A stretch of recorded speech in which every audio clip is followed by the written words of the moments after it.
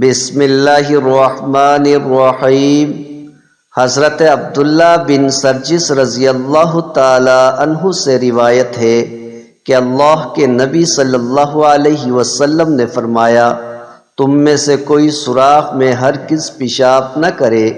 لوگوں نے قتادہ رضی اللہ عنہ سے پوچھا، سوراخ میں پیشاب کرنا کیوں مکروہ ہے؟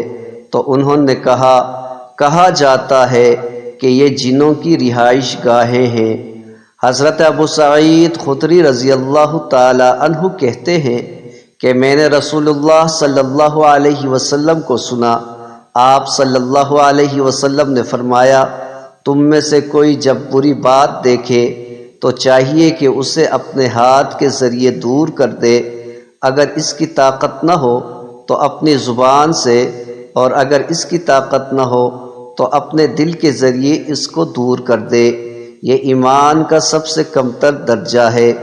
مہاجر بن قنفس رضی اللہ تعالی عنہ سے روایت ہے کہ انہوں نے نبی اکرم صلی اللہ تعالی علیہ وسلم کو سلام کیا اور آپ پیشاب کر رہے تھے، تو آپ صلی اللہ علیہ وسلم نے سلام کا جواب نہیں دیا یہاں تک کہ وضو کیا۔